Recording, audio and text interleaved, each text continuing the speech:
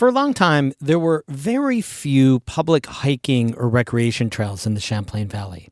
Aaron Burdo, the executive director of Champlain Area Trails, also known as CATS, says that's because the area was the last piece added to the Adirondack Park. So a lot of the properties along Lake Champlain were private or they were farmlands. There weren't a lot of preserves and state lands. So in just 15 years, Chris Marin, our founder, ended up creating 100 miles in trails, which was really rapid growth. Before Chris Marin retired, he put in motion the purchase of a 700-acre property that could reshape CATS and its role in outdoor recreation in the Champlain Valley. That's today's story of the day.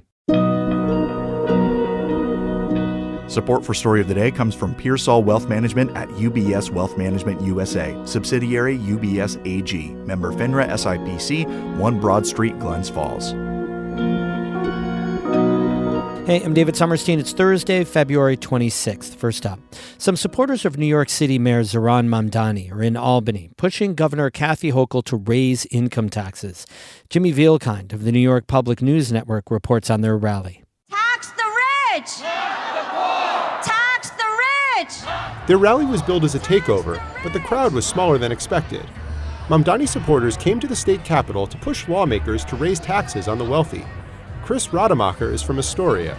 We have a funding crisis, as you know, from our previous mayor, and it's just important to be able to pass things like universal child care, be able to fund a lot of different promises that Zohran made on his campaign, and this is one step to do that. Mamdani skipped the rally. Organizers also tried to bring in Vermont Senator Bernie Sanders, but an appearance didn't come together. Hochul says she doesn't want to raise income taxes, but is proposing to direct more money to New York City. In Albany, I'm Jimmy Vielkind for the New York Public News Network. Assembly Speaker Carl Hastie says his chamber's budget proposal will likely include new measures to raise revenue. Speaking on the same day as the Tax the Rich rally, Hastie called the property tax increase that Mayor Mamdani is seeking a non-starter. He said other solutions could be found, including tax increases on the wealthy. To pay a little more, contribute a little more. That's not the governor's position, but like I said, I don't think we're going to have an issue at all solving the city's problem and also the other cities and places around the state that are having financial troubles. But so far, Governor Kathy Hochul has said she doesn't support any tax increases. She's proposed more than $1 billion in aid to New York City and millions for upstate cities to help with fiscal challenges. A Florida man died while snowshoeing in the southern Adirondacks. State police say 51-year-old Theodore Troth was reported missing Tuesday after he didn't check out from the cabin he was renting in the town of Scroon. He was last seen 5 days earlier headed to the Crane Pond Trail in the Faro Lake Wilderness. State forest rangers and the DEC launched a search using a drone and snowmobiles to cover the wide terrain. They found Troth dead by the south end of Oxshoe Pond, which is accessible from the Crane Pond trailhead. Police say there was no evidence of foul play. The DEC told the Adirondack Explorer that the Oxshoe Pond lean-to is closed until further notice due to the investigation. Troth's body was transported to Glens Falls Hospital for an autopsy. A state trooper escaped serious injury when she was struck by an out-of-control car on a Franklin County highway. State police released a video of the incident. Our news intern Richard Haller reports. Police body cam footage shows several state troopers outside of their parked vehicles on February 13th at a junction between State Route 458 and State Route 30 in Duane. Troopers said they were investigating a property damage crash. A few moments later, a gray Dodge Durango drives through the intersection, failing to stop or slow down. Are you the driver? Yes. Are you okay? No. Okay, all right. I think I'm good. The car slams into Trooper Bailey Martin and smashes her vehicle. She drops to the ground, but limps back up as she holds onto her leg. Smoke billows from the collided vehicles. Police say 21-year-old Colin Wannett from Massachusetts was driving the car. 3 other people around the same age were also inside the vehicle. According to police, the driver said he didn't see the stop sign due to sunlight blinding his eyes. He said he tried to stop and turn his vehicle, but wasn't able to. The officer was transported to a hospital in Malone. She sustained minor injuries in the collision, but has since returned to duty. The occupants of the vehicle were evaluated at the scene and had non-life-threatening injuries. For North Country Public Radio, I'm Richard Haller in Canton.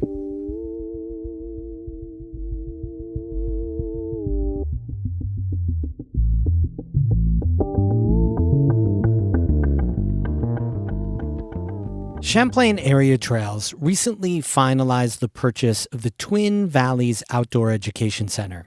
The massive property was previously owned by SUNY Plattsburgh. Amy Feiereisel reports on what the acquisition means for the recreation nonprofit moving forward. The Twin Valleys property includes over 15 miles of trails, a lodge and bunkhouse, a dozen cabins, and even outdoor classrooms. Wow, this is like a big space and a lot of buildings. Yes. Yeah, and the building that I didn't list when we were back there is the observatory. There's an observatory here because it's one of the darkest skies in the Northeast with almost no light pollution.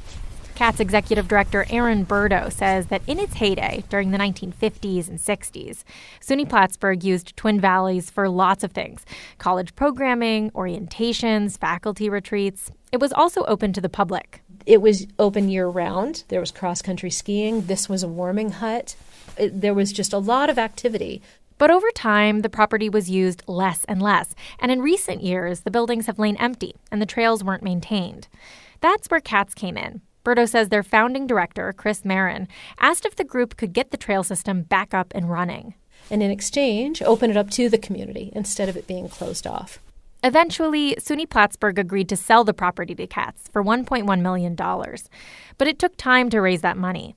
A lot of years of baby steps toward that goal, and we finally raised the money that we needed to raise to be able to acquire it, and we just closed this last November.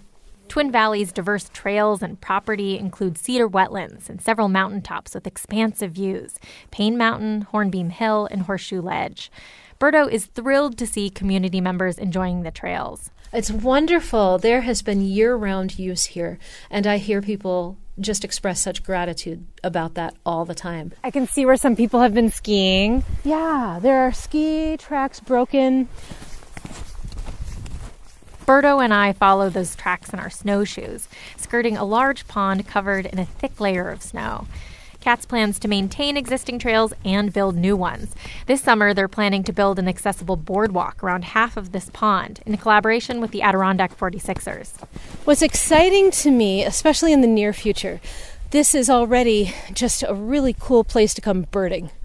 And I think that that's going to make this just a fabulous place for people of all ages and abilities. Burdo says they also have plans to connect the Twin Valleys trail system with nearby wilderness and communities, like a trail that will go over Ferguson Mountain and down to Echo Farm. And she says they can't wait to host more community events on the Twin Valleys property, like a recent winter solstice hike she says drew about 120 people here. I envision having a lot more programs like that, giving people the opportunity to connect with nature and with each other. Something the organization hasn't figured out yet is how they'll use all the existing buildings here. Burdo says they have a couple options. CATS could use and operate the facilities, they could lease them out, they could even tear all the buildings down and rewild the space entirely. Burdo says she'd like to find some way to leverage the existing infrastructure to help build more community in the Champlain Valley. As a native of Elizabethtown, she says that's needed.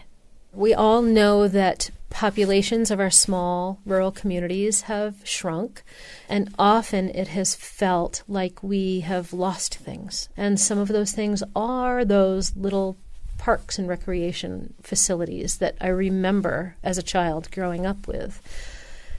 And I think that this is a really wonderful opportunity to add back those kinds of places that are local communities, that local people can access and feel comfortable accessing. Things like public bathrooms, a visitor center. Burdo says it could even potentially be CATS headquarters sometime in the future. But for now, they're happy just to get the word out that the trails are open.